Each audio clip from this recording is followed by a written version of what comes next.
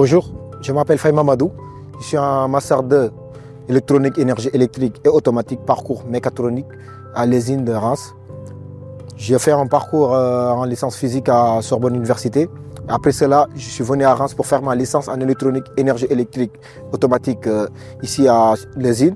Et là, je suis en dernière année de master 2 parcours mécatronique. Aujourd'hui, je me présente devant vous pour le projet de robot FANUC qu'on va vous présenter sur le concours Mon projet en 5 minutes. Cette année-ci, on a eu à travailler sur le projet, surtout à avoir des connaissances au niveau de la vision avec les robots et aussi d'utiliser RobotGuide pour non seulement pouvoir piloter le robot et tout, et faire des programmes qu'on vous présentera prochainement. Bonjour, moi c'est Douane Jimmy, je suis étudiant à l'ESIN qui se situe à Reims. Alors pour mon parcours suivi, je suis passé par le lycée Marc Chagall où j'ai effectué mon baccalauréat économique et social. Puis je suis passé à l'université où j'ai effectué ma licence EEEA, où j'ai vraiment aimé ce que nous faisions en électricité, en automatique et tout ce qui touche le domaine de l'ingénieur.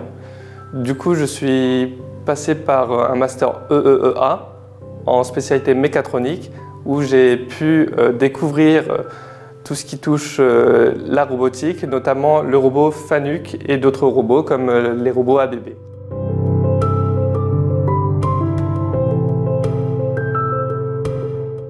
Alors notre projet s'est déroulé toute notre année scolaire de Master 2. Du coup, il a débuté le 30 septembre 2024 et il s'est terminé en fait le 31 mars 2025.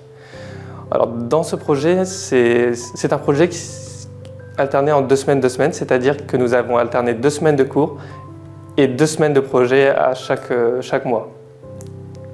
Alors notre but principal de ce projet, c'était la découverte des robots FANUC, mais également étudier leur fonctionnement et tout ce qui touche le logiciel RobotGuide.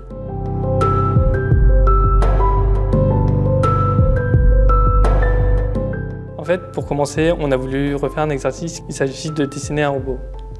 On a donc directement utilisé le Teach pour effectuer la programmation de celui-ci. Nous avons donc installé un outil doté d'un feutre qui nous a permis de dessiner le robot. Cela nous a permis de nous familiariser avec celui-ci.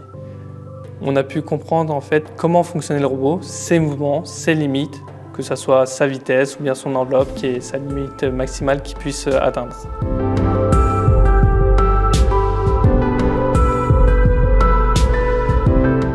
Là, on a fait un programme qui consiste juste à déplacer des pièces d'une case à une autre.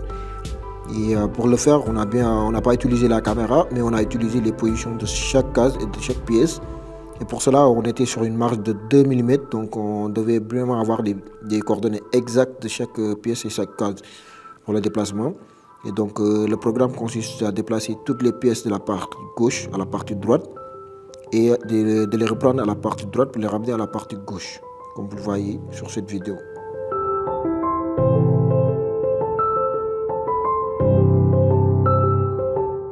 Après avoir bien défini les repères tools et surtout de calibrer les caméras, maintenant on a fait un programme qui consiste à aller chercher les pièces selon sa nature et surtout sa position, s'il est couché ou il est debout et à l'envers. Et là, on utilise ça en faisant un décalage sur chaque prise. À chaque fois, la caméra prend une photo et nous envoie les coordonnées de chaque pièce où elle se situe. Comme ça, le robot il va aller là-bas pour chercher la pièce et la prendre avec la pince et le déposer juste à côté.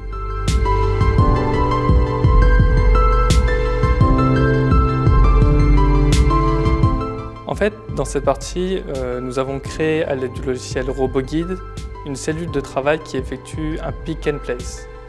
Un pick and place, en fait, c'est le robot qui va prendre chaque pièce disponible sur le convoyeur et il va les poser sur une palette. Et il va faire ses mouvements à chaque pièce disponible sur le convoyeur. Par exemple, là, il y en a 6, il va déposer les 6 boîtes sur la palette.